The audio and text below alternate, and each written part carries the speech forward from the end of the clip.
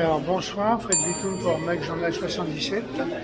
Je suis dans la salle du conseil municipal de Crécy-la-Chapelle.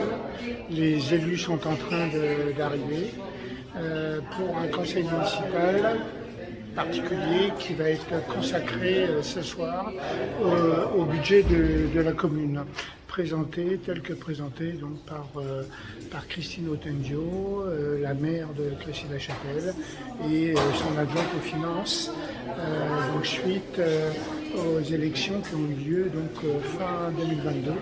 Et en fait, c'est leur premier conseil consacré au budget, dans lequel une partie va faire appel en fait au bilan de l'équipe précédente, qui a été balayée lors des dernières élections municipales en décembre 2022, et puis cette nouvelle équipe qui s'est mise en place. Oui, c'est ça, il y a plein de subventions. C'est ça, il n'y a pas eu de subventions.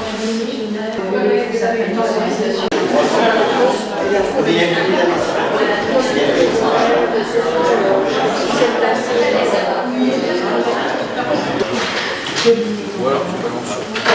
Voilà. Tout le monde étant installé, je pense qu'on peut commencer. Donc, dans un premier temps, je souhaiterais avoir un secrétaire de séance, prêt. Christophe. Merci. Ce soir, nous avons plusieurs pouvoirs. Ils vont donner. Alors, Fred Bitoun pour Mac Journal 77.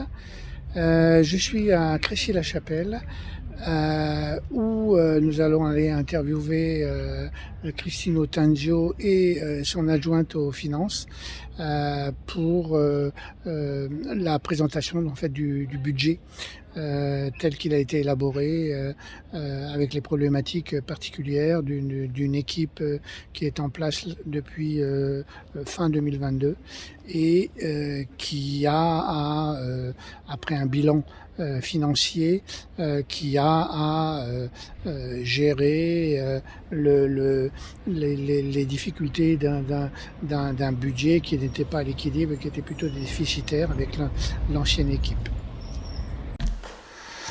Alors, bonsoir.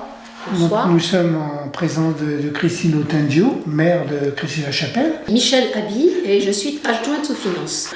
Nous sommes à 1 an de la rupture qu'on a eue avec l'ex-majorité et durant ces 3 mois, on s'est essentiellement concentré sur les finances. Donc on a fait vraiment, un état des lieux, ce qui était l'objectif, pour aujourd'hui arriver à un budget qu'on va présenter ce soir.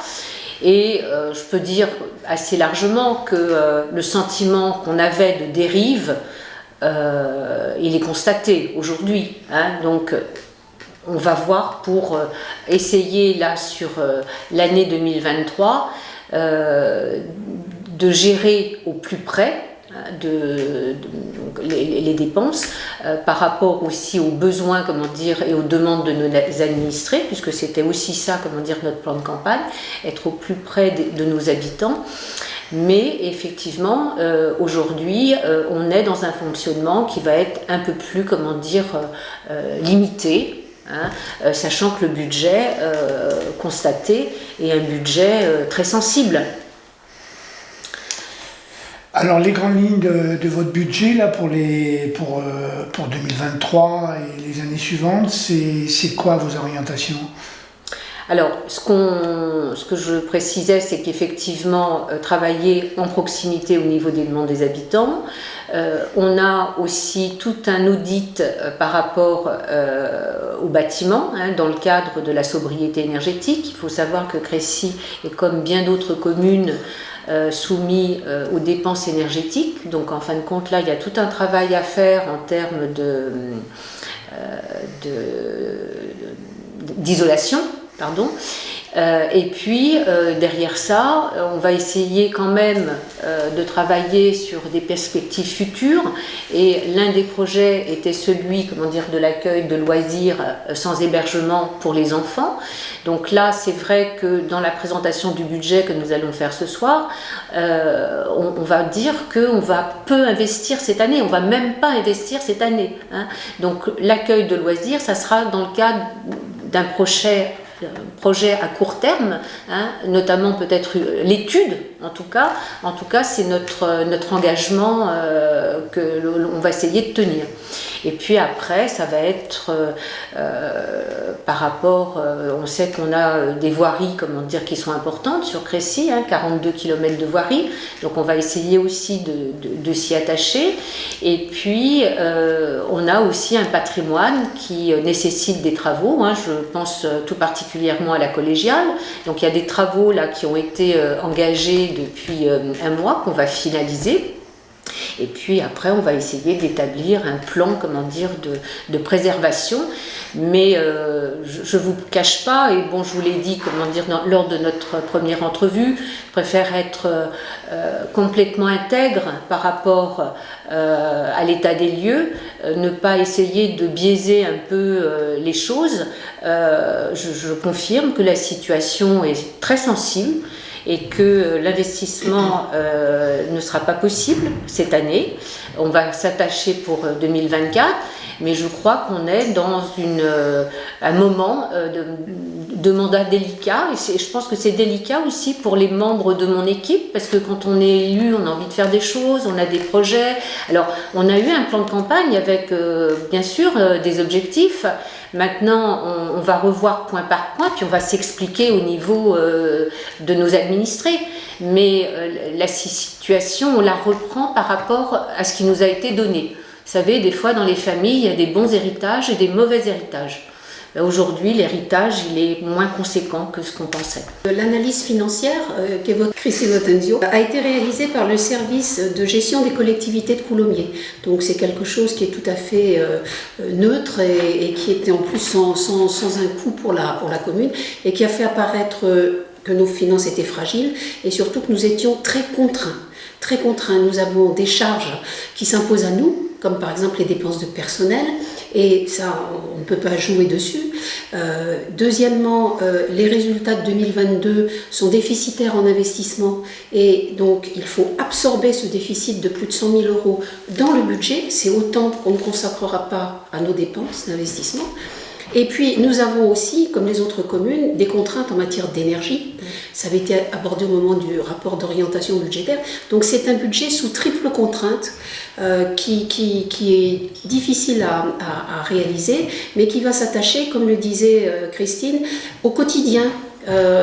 Pas d'investissement pharaonique, mais des enveloppes pour pouvoir réagir rapidement en cas de problème sur la voirie, remplacer des fenêtres, etc.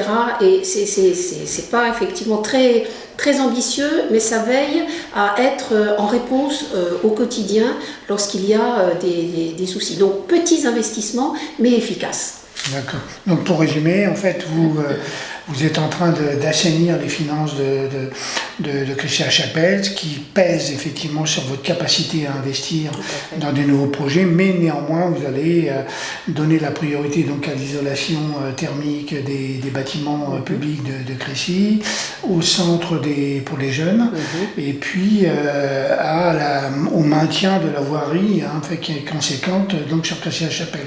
J'ai à peu près résumé là. Alors le centre pour les jeunes, ce sera un petit peu plus tard, c'est pas pour 2023. Si on a une bonne surprise au courant de l'année, on lancera les études pour être prêt. Par contre, j'ai oublié que dans le constat fait par le service de Coulommiers, nous n'avons pas la possibilité d'emprunter en 2023. La situation étant tellement tendue, on ne peut pas se surcharger encore en remboursant un nouvel emprunt. Donc, qui dit pas d'emprunt, dit pas d'investissement. Oui, bien sûr. Et où en êtes-vous par rapport à la communauté d'agglomération ? Aujourd'hui, nous sommes dans le territoire de cette agglomération, 3e commune du territoire, donc en termes de nombre d'habitants. Monsieur Carlouche, précédemment, occupait un poste de vice-présidence. qui aujourd'hui a été supprimé dans le cadre d'un conseil communautaire il y a à peu près une dizaine de jours. Je me suis exprimée à ce sujet en déplorant cette suppression de postes et cette non-représentation de Crécy-la-Chapelle, voilà, qui est une commune intéressante, importante. On a quand même 120 commerces, on a une vie économique dynamique, on a une vie touristique très intéressante avec le golf, Parowold maintenant, le Moulin Jaune, un futur camping. Donc en fin de compte, on a des collèges, on a un collège, on a des écoles, bon, on a vraiment, comment dire, ce qu'il faut, on a une zone industrielle. Donc en fin de compte, voilà, c'est un constat. J'acte, comment dire, cette décision qui ne m'appartient pas, bien sûr, hein, mais je tiens aussi, malgré tout, en faire part parce que je pense que c'est dommage. Voilà, c'est dommage dans le périmètre de cette agglomération que Crécy ne soit pas représenté dans l'exécutif.